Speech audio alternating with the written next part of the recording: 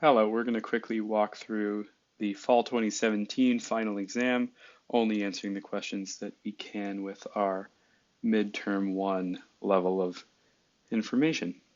And there are actually a lot of questions that we can do on this one. It's over half of them. And let's get going because we got a lot to do. Let A equal that matrix right there. Which of the following statements is false? So one important thing to always check when you have a little matrix like this and you have the time, which we do, is whether this matrix is invertible. So checking that is the same as saying is AD minus BC, where we have the positions A, B, C, D, like that. If that is equal to 0, then we are not invertible. Okay, so in our case, AD minus BC is equal to -3. So we don't really have to think about this. Our matrix is invertible, and that will come in handy very shortly. Which of the following statements is false? So if A is invertible, we know that A transpose is also invertible. So B is true. Let's see. It's also a fact that A inverse will equal A inverse A. The only situation where this would be untrue is if A was not invertible, but since we know that it is, D is also true. Let's see, A inverse is an upper triangular matrix. Okay, let's test that out. So we know that A inverse will be the same as 1 over the determinant of A, which is -3, multiplied as a scalar into, let's see, we have to switch the positions of D and A, so -1, 3, and flip the signs of 0 and 2. And we see that since we have all zeros below the main diagonal, A inverse is an upper triangular matrix. Okay, so we are down to 2, and this is a pretty quick decision at this point. Which of the following statements is false? If we look down here, if we're given arbitrary 2x2 matrices B and C, one important thing to recognize is that we don't know whether or not B and C are invertible. They either could or couldn't be. So we can't say that we can multiply by B inverse or C inverse anywhere. But here, if we look here, multiply both sides on the left by A inverse, we will get B equals C, because A inverse on both sides will cancel each other out. And so B equals C is true. But up here, in order to get the A equals C that they want, we would have to multiply both sides by B inverse, but we don't know if we can do that because we're not sure if B is invertible or not, because B is arbitrary. So A is our correct answer for number 1. Question 2, for a real number A, consider this system of equations, and we are to figure out what is true. So let's set this up in matrix form. 1, 2, 1, 1, 1, 2, 2, 3, 3, 4, 2, 3, A squared minus 1, A plus 2. And believe it or not, there are no row operations necessary on this question. Let's take a look at our answer choices. If A is equal to 3, our system is inconsistent. Well, if we plug in A equals 3, I'm not seeing any immediate problems. We will get 8 here and 5 here. That seems perfectly reasonable. It doesn't seem like it would make anything inconsistent. So let's not consider. Let's go look for some other things that might be more obviously true. What about, just looking around, what values would make our matrix over here inconsistent? Because we do have another option, option E, talking about inconsistency in this matrix. Well, if A is equal to -2, we're going to get 3 and 0. And in fact, that is a big problem for us, because we'll see that this row is saying 2x plus 3y plus 3z is equal to 4, and then our bottom row is saying 2x plus 3y plus 3z is equal to 0. So we know that both of these cannot be true at the same time, so our matrix is inconsistent. And you can go through and check the other ones. Some of these might require putting the matrix into a more reduced form. But just for the purposes of this video right here, I'm not going to really go into that. And so we get option E as our correct answer choice. Someone is listening to something so loud in the background that I can hear it through both the wall between us and my noise canceling headphones. So I hope that's not coming through on your side as well. Okay, 2, our answer is E, which is correct. Question 3, let A be an n by n non-singular matrix, meaning it has an inverse. Which of the following statements must be true? So if the matrix is invertible, we know that for sure the determinant cannot be 0, because if the determinant is 0, that is our flag that we have a singular matrix. Because remember, in the process of taking the determinant, we multiply our matrix by 1 over the determinant. And if that's 0, then we have a big problem. Option 3, AX equals 0 has infinitely many solutions. Well, this is one thing that's characteristic of a singular matrix, where since we know that every non-singular matrix is row equivalent to the identity matrix, this is just the 3D identity matrix, but it could be in any dimension. It's clear that if our matrix is non-singular, then we are only going to have the trivial solution to AX equals 0, which will just be our 0 vector. And so 3 is false. What about 4? AX equals B has a unique solution for every n vector B. So this is the same thing as saying that our transformation represented by some input x, we're applying A to that, turning it into B, that transformation is both onto and one-to-one.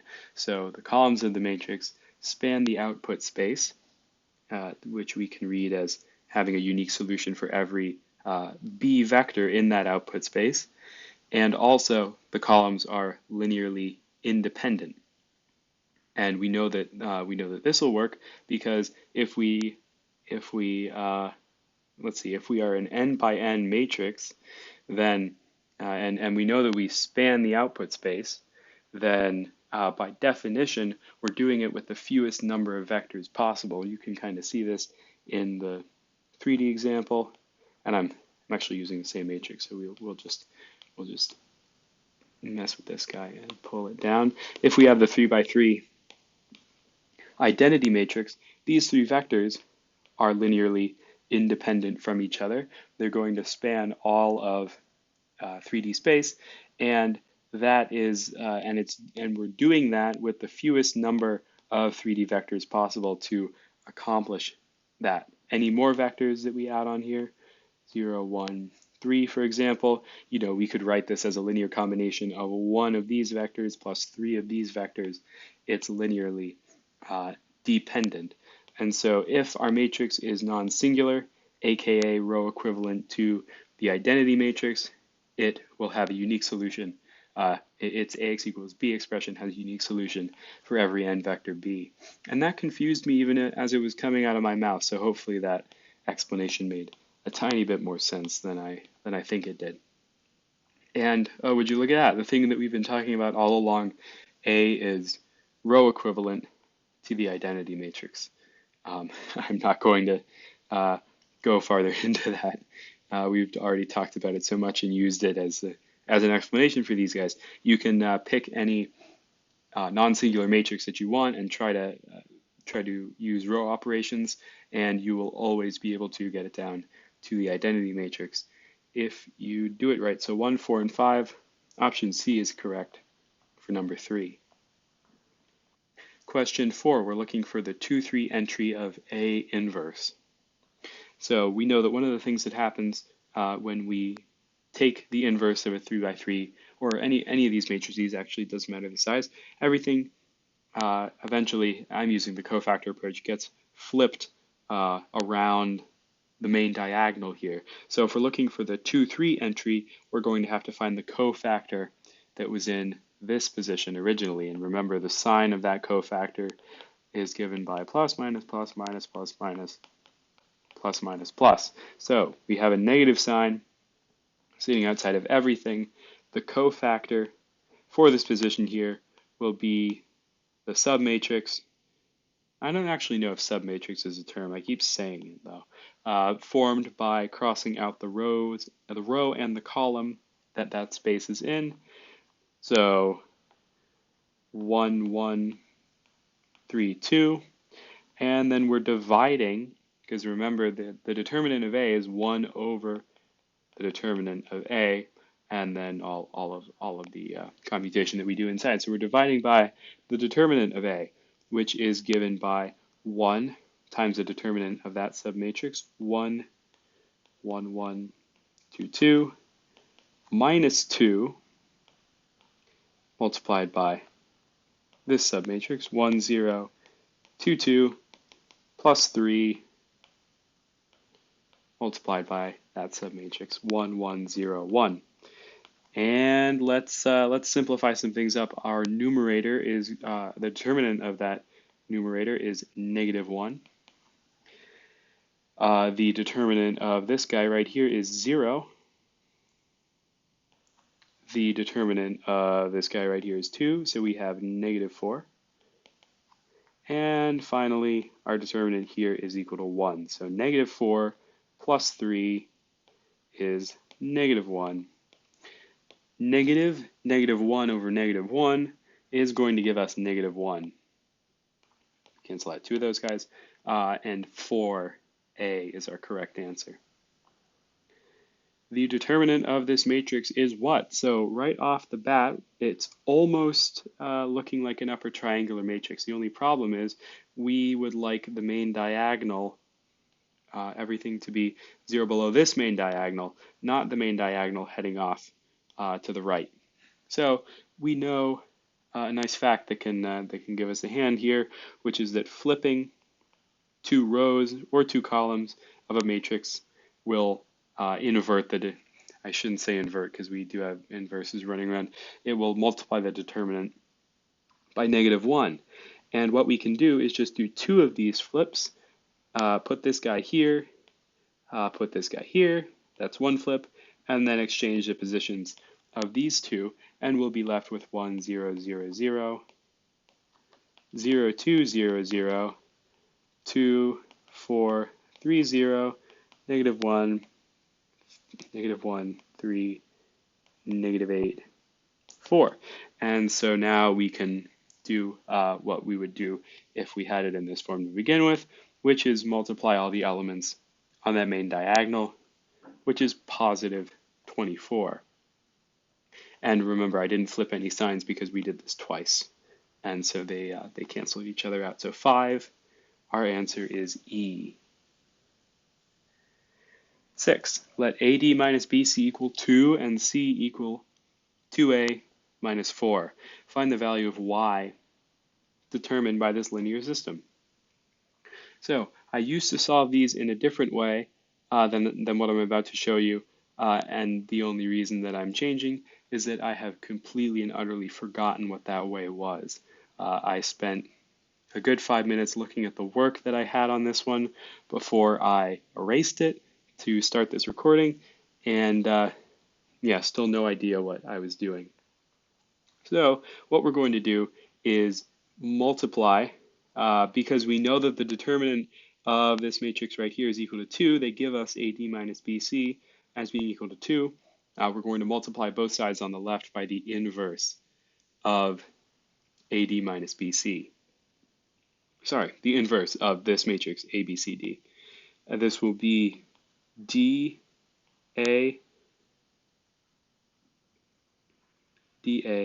negative C negative B, and we're multiplying by 1 over the determinant, which is 2. They give us that right there.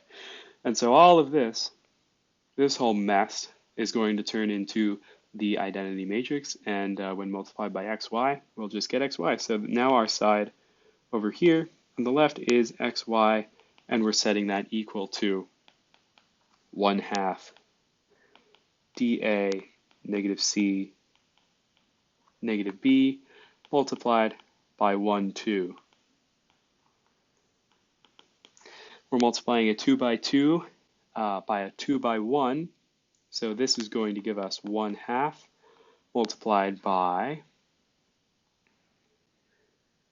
let's see, D minus 2B, and then on the bottom, negative C plus 2A. Okay, so we can get rid of the middleman here, and everything will become a lot more readable. Oh, we don't want the double equals though. There we go. So we see that y is equal to 1/2 times this bottom row here, so 1/2 2a minus c, and we know that 2a minus, or sorry, that c is equal to 2a minus 4, or 2a minus c. 2a minus c is equal to 4. So we'll replace this with 4, and we see that y is equal to 2. Question 7. If A is equal to this matrix right here and has an inverse, then A plus B plus C plus D is equal to what? Where A, B, C, D are the elements of this inverse. So it might be a little bit scary taking an inverse of something with, some imaginary numbers floating around, but I think we will be okay. So the inverse of A, we're going to flip the A and D positions and negate the C and B positions. That will give us 1 plus I, -1, -1, and 1. And then we have to multiply by 1 over the determinant of this guy, which will be these two multiplied together minus these two multiplied together, or 1 plus I minus 1. That's an I, minus 1, or just I. So we have 1 over I multiplied by all of this, and we're looking for A plus B plus C plus D. So let's figure that out. We have 1 over I, which is still multiplied into all of these. 1 over I. 1 plus I minus 1 minus 1 plus 1. And we'll see that this is equivalent to 1 over I. We have 2 negative ones, 2 positive ones, so we're left with I. And I over I is just 1. So 7 looks pretty scary. Turns out to be pretty easy. 8, let's consider the following subsets of the vector space R4. Which are subspaces of R4? So things we're looking for here, we are looking for linearly independent really rows here. So for example, number 2, option 2 here happens to be wrong because we can use some row operations and make one of these guys 0. If we subtract row 2 from row 1, R2 minus R1, wait, no, that would be R1 minus R2, sorry, we will get 0x negative 3x1, which is no good because we know that any set that has a row of zeros or a column of zeros is not linearly independent, and therefore is not a subspace. It fails some of our subspace criteria there. So 2 is no good. 1, on the other hand, all of these guys are not scalar multiples of each other, whereas down here we had 1 and 1x, which are scalar multiples of each other. So this is all good. And finally, for number 3, we just have some a multiplied by some vector x, and that's equal to 0. And we know that for any ax equals 0, that is a subspace. That will be the null space of A. So 1 and 3 are correct answers. 8 is D. which of the following subsets of R3 is linearly independent?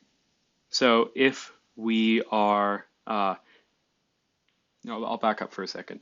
We have to realize that they aren't requiring us to span all of R3. So this could be a linearly independent set of two vectors in R3 that forms a plane, or even one vector that forms a line, but they're not nice enough to just give us one vector here.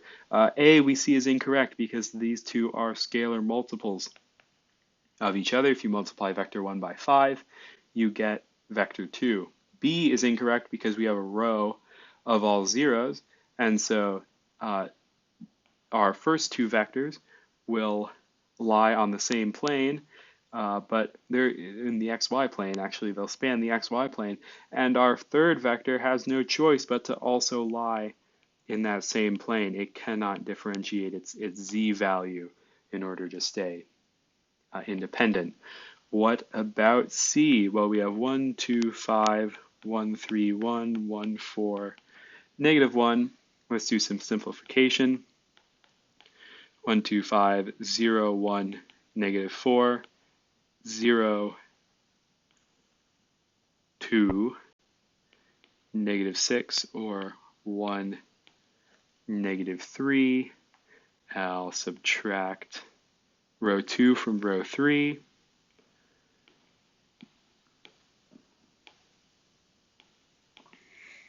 Just doing these quickly.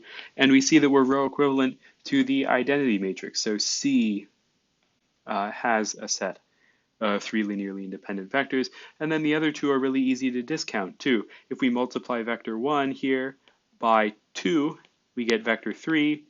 And for E, we have a row of all zeros, which is just as bad as this row of all zeros was. So 10, our answer is C.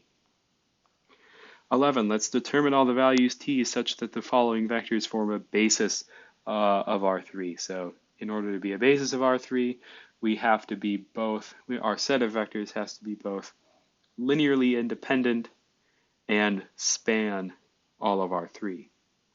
And so we're looking for this guy right here to be row equivalent to the identity matrix. So negative 1, t, negative 2, t, negative 3, 2, 2, 2. I'm going to, let's see, add row 3 to row 2.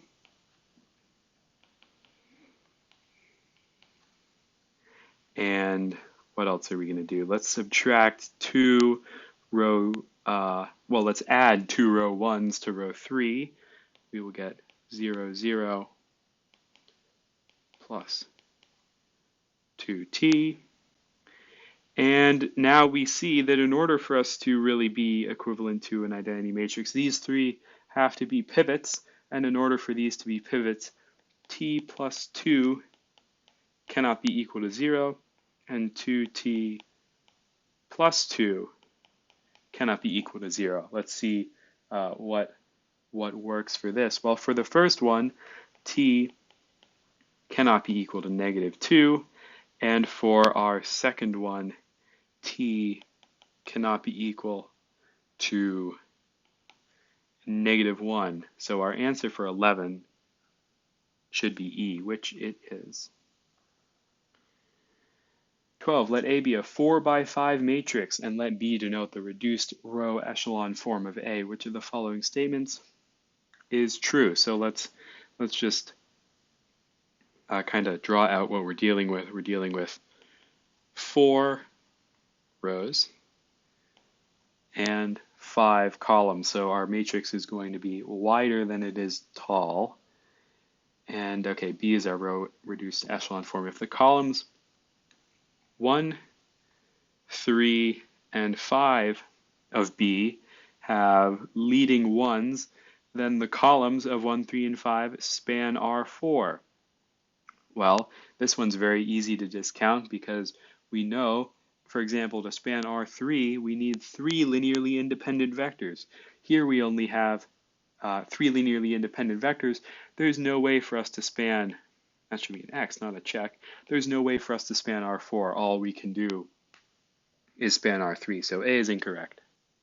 let's take a look at B. If the number of non-zero rows of B is equal to 3, then the number of non-zero columns of B is equal to 3. So let's draw this out. If we have a pivot position, and a pivot position, that means that we are going to have zeros, or at least we will be able to reduce, here we go, number of non-zero rows of B. Yeah, so we will have one row of all zeros here, but only 3 pivot positions. And so our matrix should be reducible to this form that you see here. And actually, I don't think these here do not have to be, they're not pivots, but they also don't have to be zero values in here. Number of non-zeros, yes. Okay, so they're saying that the number of non-zero columns is also equal to 3.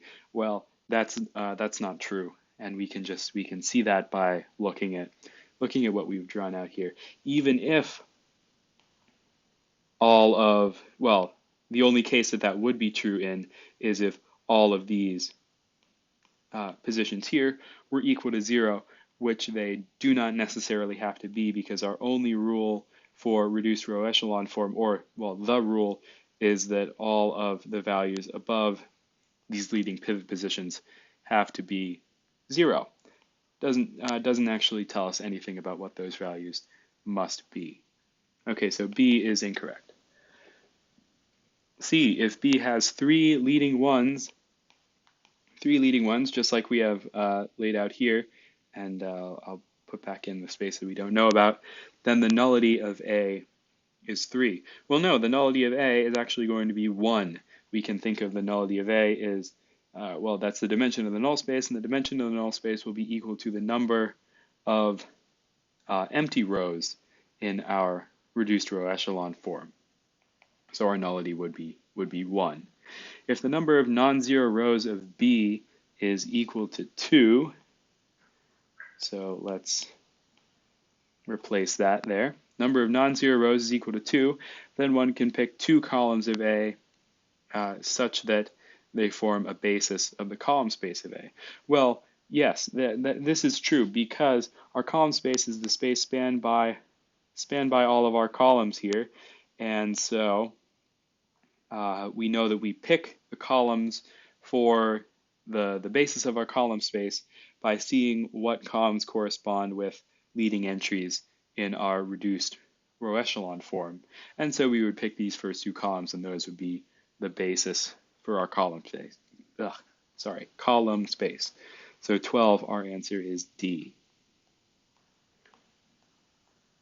13. Which of the following statements are always true? If A is an m by n matrix, then the solution space X, where X is a solution to AX equals 0, is a subspace of Rn. Well, this is just our null space.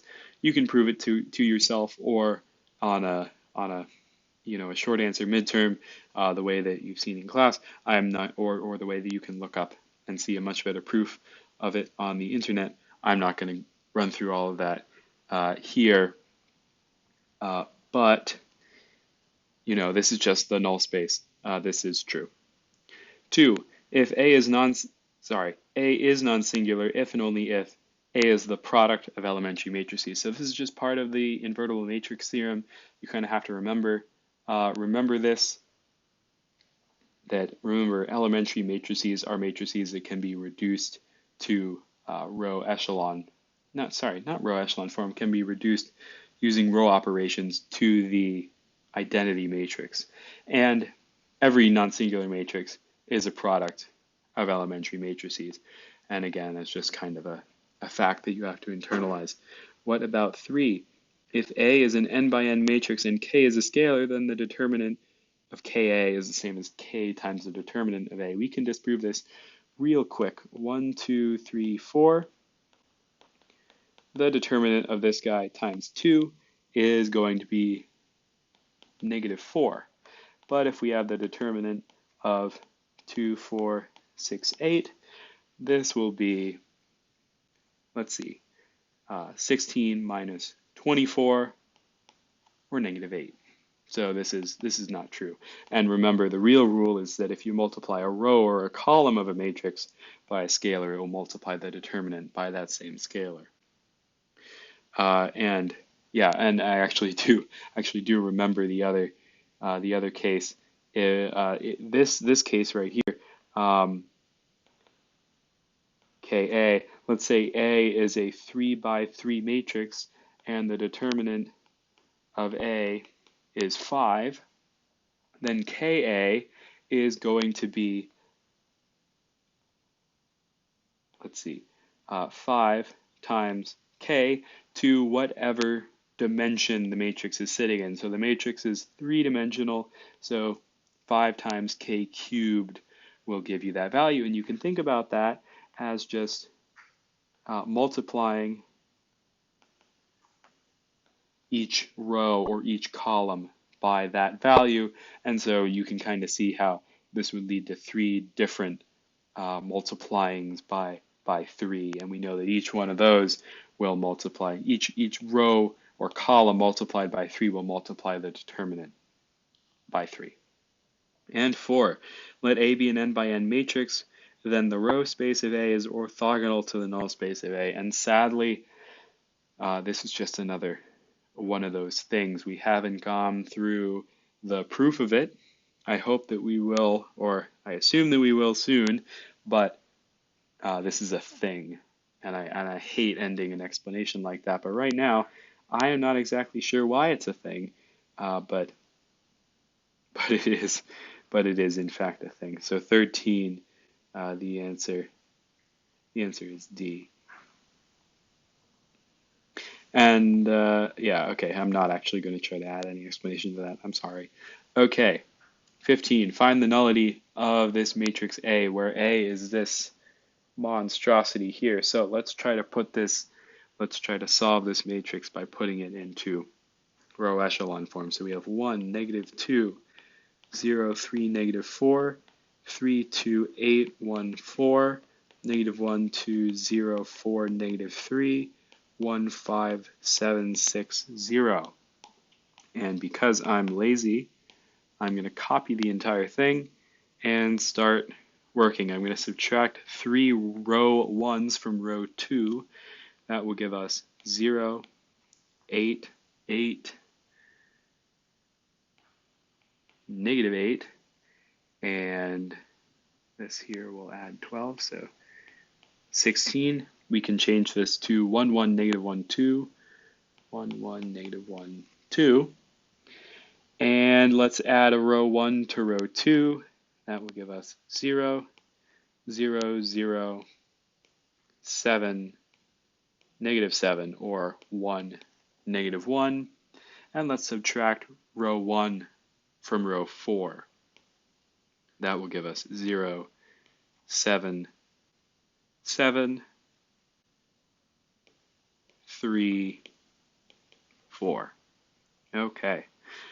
We can do some more things. Let's add 2 row 2s to row 1.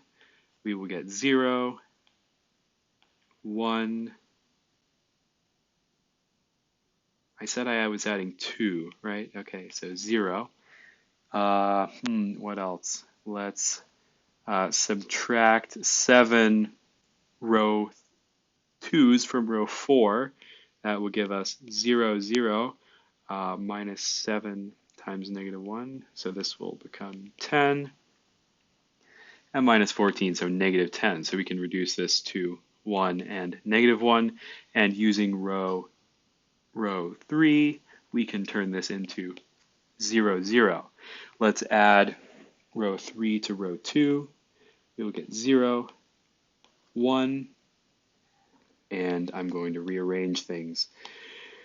Now that we're finally getting close to the end of this whole, oh, that was wrong. I'm going a little crazy here.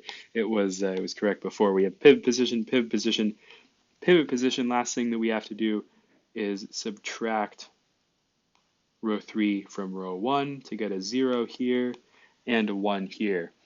So let's see, this says x1 is equal to -1 x5. We also see that x2 is equal to negative 1 x3 minus x5. I'll kill these ones. We see that x3 is equal to x5. So we can write our, oh, sorry, I got a little bit ahead of myself. We know that the nullity of the matrix is going to be equal to the number of the number of columns minus the rank of the matrix. And in our case, the rank is 3, the number of columns are 5, so our nullity will be 2, so 15 is C. Sorry about that. I got a little carried away with myself, and we could have solved it right there, but usually that's what they ask for. In this case, they were not. Suppose that ABC is orthogonal to both of these two. So you should immediately think, when you see orthogonal to two three-dimensional vectors, you should think cross product. So if we're taking the cross product, we will set up I, J, K, 3, 4, negative 2, 4, 2, negative 3. And I don't need to tell you guys how to take your cross products. I'm going to do mine